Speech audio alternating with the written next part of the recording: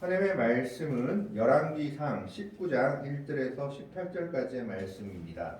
구약성경 549페이지의 말씀을 교독합니다. 열왕기상 19장 1절에서 18절까지의 말씀입니다. 1절의 말씀을 제가 먼저 봉독해 올립니다. 아합이 엘리야가 행한 모든 일과 그가 어떻게 모든 선지자를 칼로 죽였는지를 이세벨에게 말하니 이세벨이 사신을 엘리야에게 보내어 이르되 내가 네 이맘때는 반세에게 생명할 저 사람들 중 한 사람의 생명과 같게 하리라. 그렇게 하지 아니하면 신들이 내게 벌을 내리니 마땅하니라 한지라. 그가 이 형편을 보고 일어나 자기의 생명을 위해 도망하여 유다에 속한 브엘세바에 이르러 자기의 사환을 그곳에 머물게 하고 자기 자신은 광야로 들어가 하룻길쯤 가서 한 로뎀나무 아래에 앉아서 자기가 죽기를 원하여 이르되 여호와여 넉넉하오니 지금 내 생명을 거두시옵소서. 나는 내 조상들보다 낫지 못하나이다 하고 로뎀나무 아래에 누워 자더니 천사가 그를 어루만지며 그에게 이르되 일어나서 먹으라 하는지라. 본즉 어린할 때 숯불에 구운 떡과 한 병 물이 있더라. 이에 먹고 마시고 다시 누웠더니 여호와의 천사가 또 다시 와서 어루만지며 이르되 일어나 먹으라 내가 갈 길을 다 가지 못할까 하노라 하는지라. 이에 일어나 먹고 마시고 그 음식물을 의지하여 40주 40년을 가서 하나님의 산 호렙에 이르니라.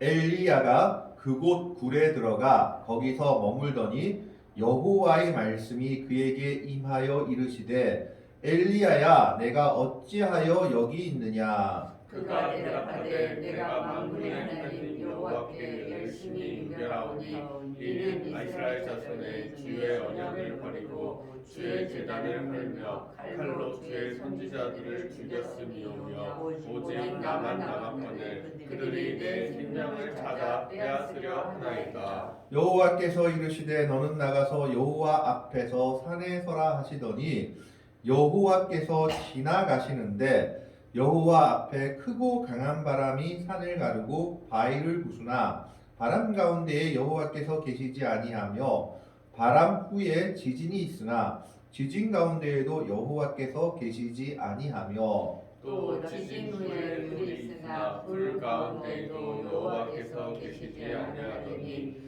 불 후에 세미한 소리가 있는지라.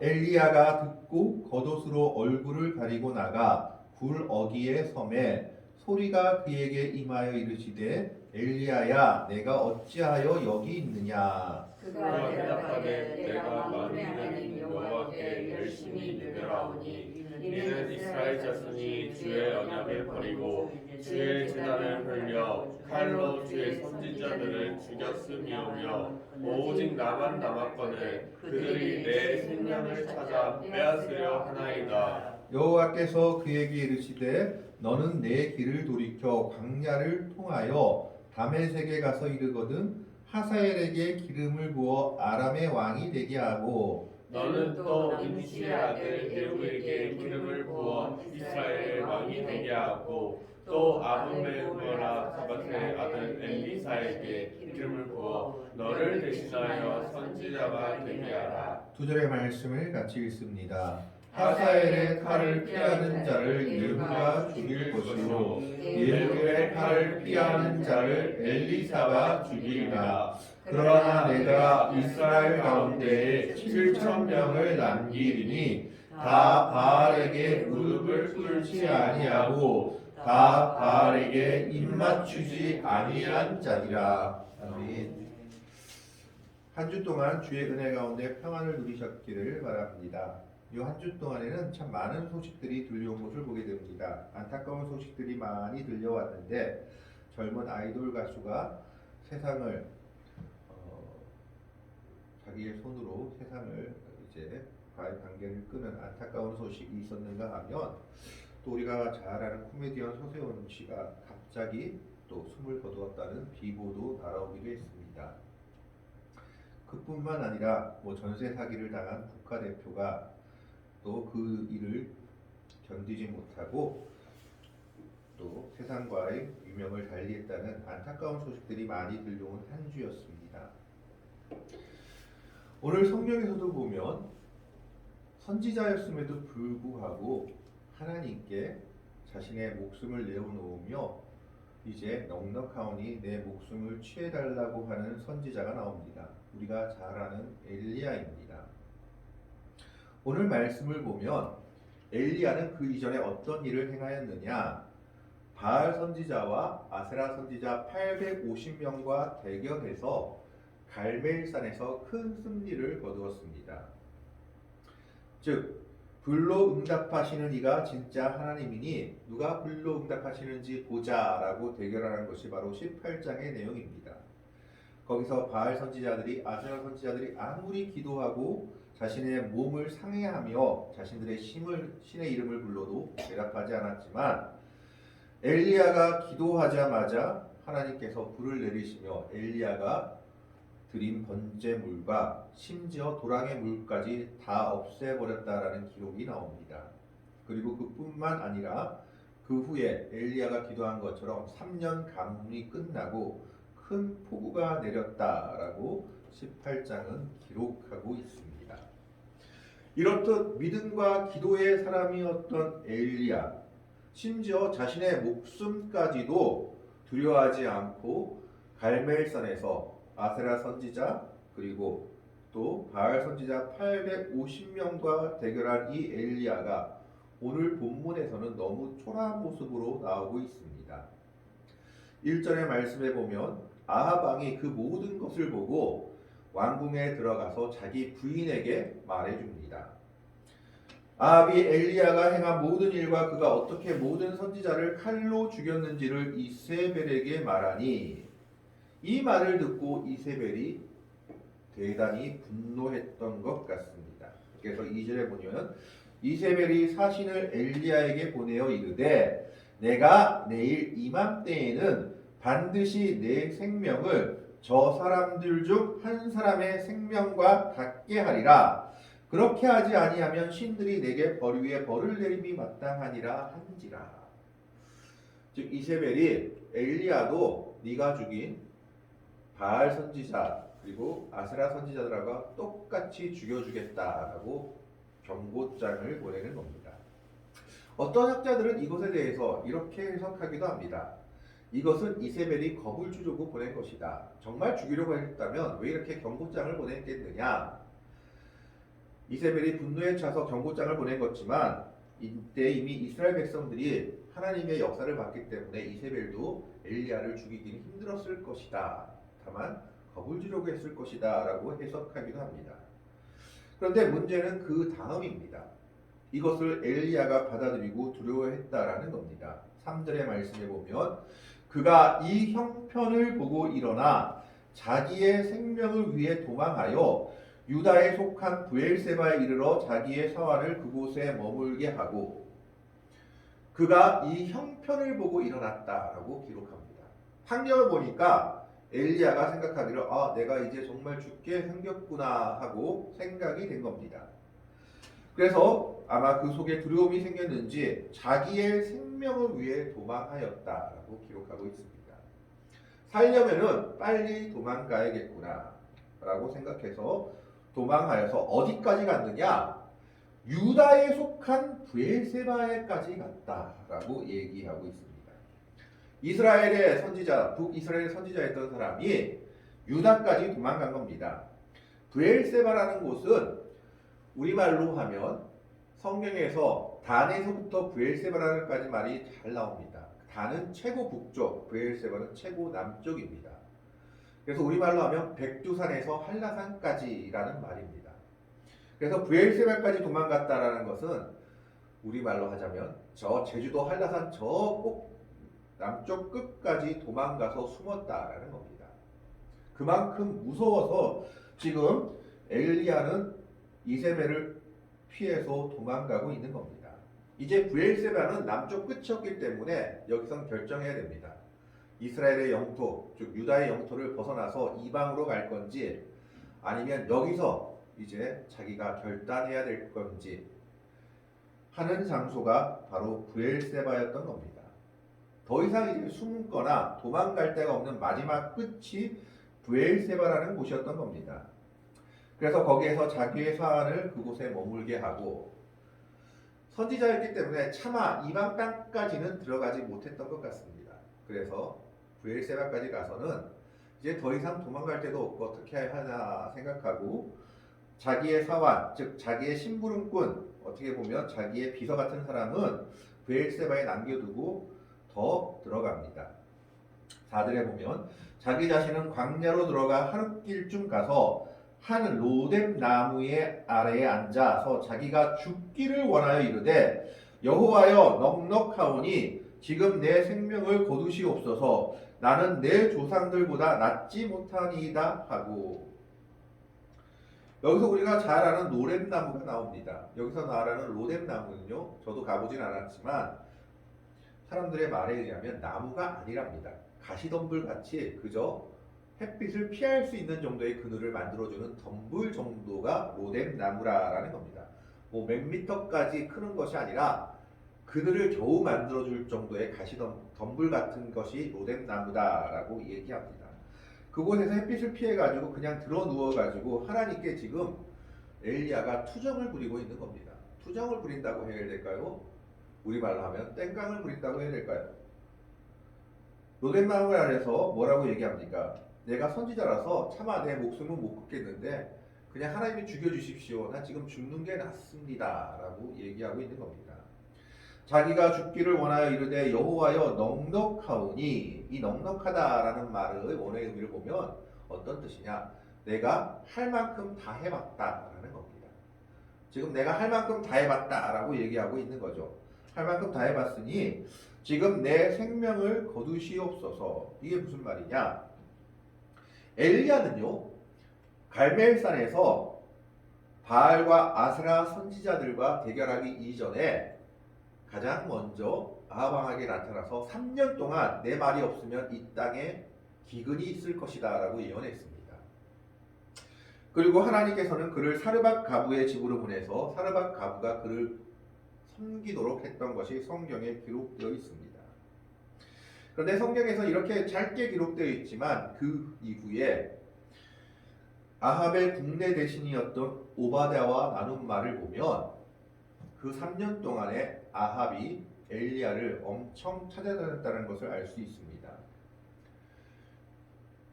엘리야가 오바댜에게 아합에게 말해라 내가 아합을 만날 것이다 라고 얘기하자 오바댜가 이렇게 얘기합니다. 내 주 왕이 당신을 찾으려고 안 찾아본 곳이 없습니다. 다른 나라 다른 민족들한테도 가가지고 맹세를 시켰습니다. 뭐라고? 엘리야를 보면 나에게 말하라. 그렇지 않으면 너희가 죽을 것이다. 협박까지 하면서 심지어 이방 민족, 이방 나라들한테까지 가서 찾았는데 못 찾았는데 만약 내가 가서 엘리야가 여기 있습니다 라고 왕한테 말했다가 당신이 없으면 내가 죽을 것입니다 라고 얘기하는 장면이 나옵니다. 그러니까 성경에선 간단하게 나왔지만 3년 동안 아합이 엘리야를 죽이려고 엄청 찾아다녔다라는 겁니다. 그리고 하나님께서는 사르밧 가부의 집으로 보내서 그를 보호하셨다라고 성경이 기록하고 있는 겁니다.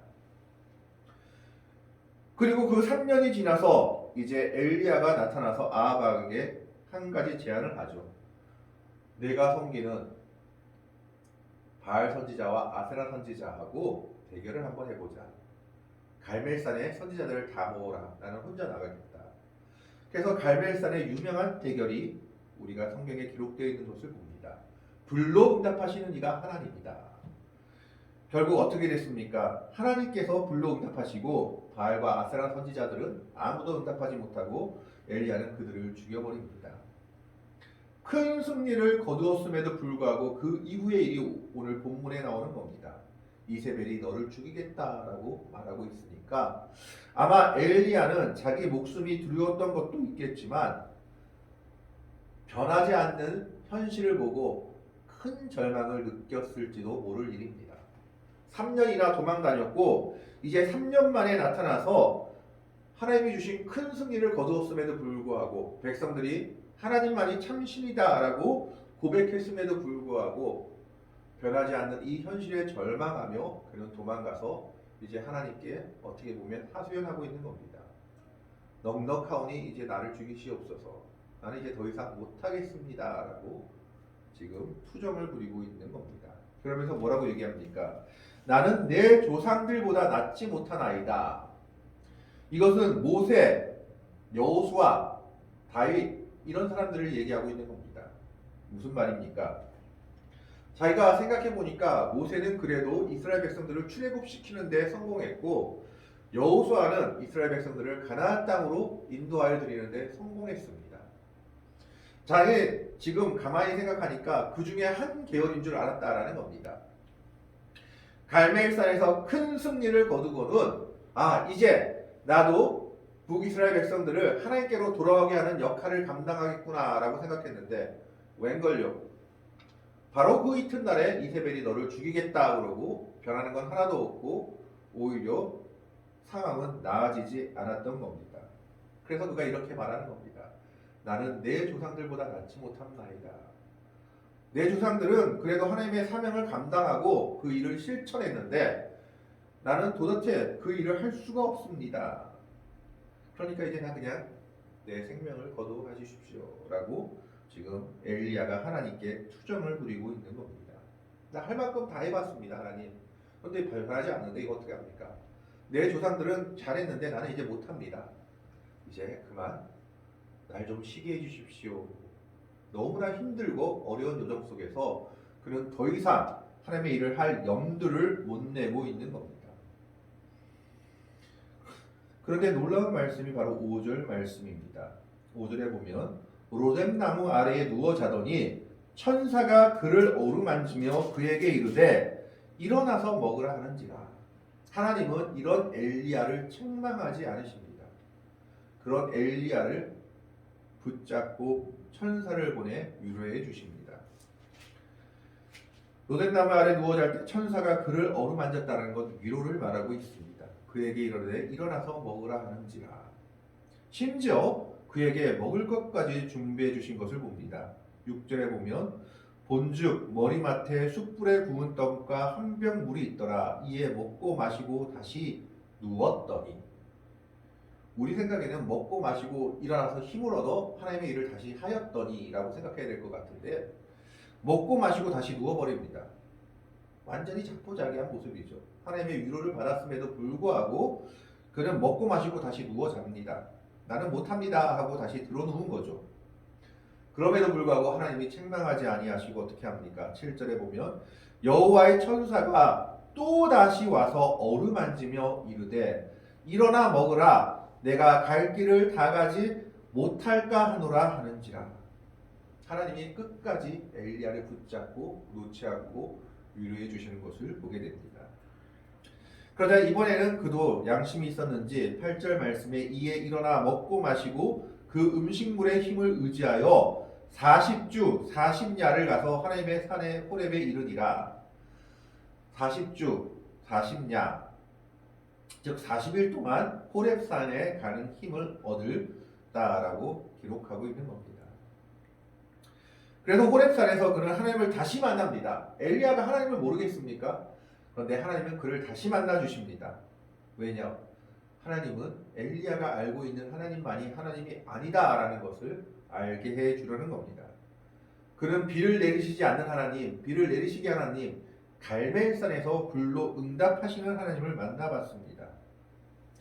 9절 말씀에 보면 엘리야가 그곳 굴에 들어가 거기서 머물더니 여호와의 말씀이 그에게 임하여 이르시되 엘리야여 내가 어찌하여 여기 있느냐. 그자 엘리야가 이렇게 대답합니다. 그가 대답하되 내가 만군의 하나님 여호와께 열심히 유별하오니 이는 이스라엘 자손이 주의 언약을 버리고 주의 제단을 헐며 칼로 주의 선지자들을 죽였음이오며 오직 나만 남았거늘 그들이 내 생명을 찾아 빼앗으려 하나이다. 나만 남아서 하나님이 열심히 하는데 이제 저 사람들이 나까지 죽이려고 하니까 내가 이렇게 도망갔습니다 라고 얘기하는 겁니다. 이때 하나님께서 명령하시죠. 너는 밖에 나가서 서봐라. 11절 말씀에 보면 여호와께서 이르시되 너는 나가서 여호와 앞에서 산에 서라 하시더니 여호와께서 지나가시는데 여호와 앞에 크고 강한 바람이 산을 가르고 바위를 부수나 바람 가운데에 여호와께서 계시지 아니하며 바람 후에 지진이 있으나 지진 가운데에도 여호와께서 계시지 아니하며 12절에 또 지진 후에도 불이 있으나 불 가운데에도 여호와께서 계시지 아니하더니 불 후에 세미한 소리가 있는지라. 무슨 말입니까? 구약을 보면요, 급하고 강한 바람, 크고 강한 바람, 그 다음에 지진, 그 다음에 불, 또 아니면 빽빽한 구름, 이건 뭐냐면 하나님께서 나타나실 때 임하는 징조들이었습니다. 출애굽기나 뭐 창세기나 이런 걸 보면 그 큰 뭐 바람, 소용돌이 같은 바람, 아니면 지진, 아니면 불, 떨기나무에서 모세가 하나님을 만난 것처럼 이런 것들, 아니면 또 성전에 있는 빽빽한 구름, 이런 것들이 하나님의 임재의 징조였던 겁니다. 그러니까 그 이전까지 사람들은 뭡니까? 아, 하나님이 임하시면 이런 모습들이 나타나는구나, 뭐가 확 변하는구나 생각했던 거죠. 그런데 거기 하나님이 계시지 아니합니다. 그러면서 뭐라고 얘기합니까? 불 후에 10일에 보면 세미한 소리가 있는지라. 성경을 보면요, 하나님의 임재 가운데, 즉 하나님의 임재의 모습 가운데 불의의 세미한 소리가 있다, 이것이 하나님의 임재의 증거다라고 말하는 것은 이것이 처음입니다. 그러니까 엘리야는 그 이전에 하나님의 임재의 증거들 속에 하나님을 찾으려고 했는데 없었는데 어디에 있었느냐? 세미한 소리 가운데 하나님의 음성이 들려왔던 겁니다. 무슨 말입니까? 하나님은 내가 생각하는 데에만 있는 것이 아니다라는 겁니다. 하나님은 실패하는 가운데도, 내가 쓰러져 있는 가운데도 계시는 분이다라는 것을 얘기하고 있는 겁니다. 그 세미한 소리를 듣고 엘리야가 듣고 나갑니다. 13절의 말씀에 보면 엘리야가 듣고 겉옷으로 얼굴을 가리고 나가 굴 어귀에 섬에 소리가 그에게 임하여 이르시되 엘리야야 어찌하여 내가 여기 있느냐. 똑같은 말씀을 물어보시죠. 똑같이 대답합니다. 14절에 그가 대답하되 내가 만군의 하나님 여호와께 열심히 유별하오니 이는 이스라엘 자손이 주의 언약을 버리고 주의 제단을 헐며 칼로 주의 선지자들을 죽였음이오며 오직 나만 남았거늘 그들이 내 생명을 찾아 빼앗으려 하나이다. 하나님, 나만 좀 특별한 사람으로서 하나님만 계속 섬겼는데 이 백성들이 몰라줍니다. 이제 날 죽이려고 합니다. 그래서 내가 이렇게 도망한 겁니다 라고 얘기하고 있는 겁니다. 그러자 하나님은 그에게 세 가지 명령을 내리십니다. 그에게 어떤 세 가지 명령을 내리시느냐? 첫 번째로 15절 말씀입니다. 여호와께서 그에게 이르시되 너는 내 길을 돌이켜 광야를 통하여 다메섹에 가서 이르거든 하사엘에게 기름을 부어 아람의 왕이 되게 하고 하사엘에게 기름을 부어 이방 사람에게 기름을 부어 아람 나라의 왕이 되게 하라라고 얘기합니다. 이게 뭐냐? 다 이 사람들이 나중에 아합 왕의 대적이 되는 사람들입니다. 두 번째는 16절에 너는 또 님시의 아들 예후에게 기름을 부어 이스라엘의 왕이 되게 하고, 이제 아합을 하나님이 버리셨기 때문에 새로운 이스라엘 왕을 뽑아야 되는데 그게 누구냐? 님시의 아들 예후다. 내가 기름을 부어 그 사람을 왕이 되게 하라. 마지막 세 번째 임무가 무엇이냐 하면 16절 말씀에 보면 또 아벨 무훌라 사밧의 아들 엘리사에게 기름을 부어 너를 대신하여 선지자가 되게 하라. 그러니까 나 못하겠습니다 하니까 하나님이 그냥 받아주시고, 그러면 그 다음 때를 내가 세우겠다. 엘리사를 세워라. 그가 네 다음 선지자 역할을 할 것이다. 어떻게 보면 하나님이 그의 기도를 들어주셨음에도 불구하고 조금 두려운 말씀입니다. 그가 선지자를 역할을 포기하자 하나님이 그 역할을 거두어 가시는 겁니다. 그리고 너를 대신할 선지자를 내가 세우겠다. 엘리사를 세우라라고 얘기하고 있습니다. 그러면서 이렇게 예언해 주죠. 17절 말씀에 보면 하사엘의 칼을 피하는 자를 예후가 죽일 것이요 예후의 칼을 피하는 자를 엘리사가 죽이리라. 지금 엘리야가 너무 답답하고 힘들어서 어떻게 할 수 없어가지고 도망가고 하나님께 하소연했던 아합 왕과 이세벨, 이들은 결국 하나님의 심판을 받게 될 것이다. 내가 지금 눈에 보이지 않아서 그렇지 하나님은 하나님의 역사를 이루어가고 있다라고 말하고 있는 겁니다. 세미한 음성 중에 말하시는 하나님의 역사도 하나님의 역사 가운데 일어나고 있다라는 겁니다. 우리의 눈에 보이지는 않지만 하나님은 하나님의 백성들과 함께 하시며 하나님의 일을 이루고 있다라는 것을 엘리야에게 말하고 있습니다. 그러면서 18절 말씀에 이렇게 얘기합니다. 그러나 내가 이스라엘 가운데 7,000명을 남기리니 다 바알에게 무릎을 꿇지 아니하고 다 바알에게 입맞추지 아니한 자니라. 엘리야가 계속 외치던 것이 무엇입니까? 나만 남았습니다. 하나님 섬기는 자가 나만 남았습니다. 라고 얘기했는데 아니다. 7,000명이나 있다라고 말하고 있는 겁니다. 이것은 엘리야를 위로하는 하나님의 위로입니다. 너만 남은 것이 아니라 7,000명이나 아직 하나님 섬기며 이방 신에게 무릎을 꿇지 아니한 자가 있다라는 것을 말하며 엘리야를 위로해주고 계십니다. 그러면서 하나님은 끝까지 엘리야를 포기하지 아니하시고 엘리야에게 마지막 사명을 주고 있는 것을 보게 됩니다. 엘리야가 너무 힘들어서 포기하고자 했지만 그 포기하고자 하는 엘리야의 응석이라고 말하기 좀 그렇지만 투정을 하나님은 말없이 받아주시고 그를 위로하십니다. 그리고 그를 끝까지 품어주시고 그에게 마지막 사명을 맡기고 있는 것을 오늘 우리는 성경을 통해 보게 됩니다. 하나님은 하나님의 백성들을 결코 포기하지 않으십니다. 우리가 포기하고 싶어도 때로는 우리가 포기하고자 하나님께 원망을 해도 하나님은 그 원망도 다 들어주시며 위로해 주시는 분이 하나님의 사랑이다라는 것을 오늘 엘리야의 모습을 통해서 우리에게 말하고 있습니다. 우리는 그렇기 때문에 그 하나님을 끝까지 의지하며 그 하나님을 끝까지 붙잡으며 그리스도의 사랑 안에 거해야 합니다. 때로는 이 세상이 너무 힘들고 어렵기 때문에 우리가 더 어디 나갈 수 없는 정말 모든 것이 막혀만 있는 상황 가운데 있는 것 같이 보입니다. 그래서 엘리야처럼 로뎀나무 아래에 누워가지고 넉넉하오니 이제 날 죽여주십시오. 나는 내 조상들보다 낫지 못합니다. 라고 투정할 수도 있는 게 오늘 우리의 모습입니다. 그러나 그럼에도 불구하고 하나님은 하나님의 백성들을 결코 포기하지 않으시며 엘리야에게 천사를 보내 위로하신 것처럼 하나님의 백성들을 끝까지 붙잡고 위로해 주시는 분이 우리 하나님의 사랑입니다. 우리는 그 하나님을 굳게 믿고 의지해야 합니다. 우리가 아무리 힘들고 어렵다 할지라도 엘리야를 위로하신 하나님이 오늘 우리와 함께 하시며 우리도 위로하시며 우리에게 새 힘을 주시는 분이다라는 것을 기억하고 믿어야 합니다. 우리에게 그러한 믿음이 있을 때, 우리에게 그러한 소망이 있을 때 우리는 엘리야가 하나님의 위로 속에서 새 힘을 얻은 것처럼 우리도 하나님의 위로 속에서 새 힘을 얻게 될 것입니다.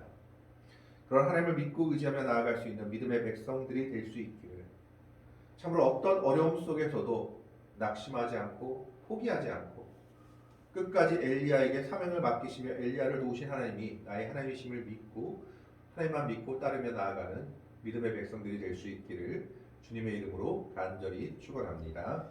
아멘. 기도하겠습니다. 하나님, 오늘 엘리야의 모습을 봅니다. 엘리야는 큰 일을 감당하고서도 형편이 변하지 않음을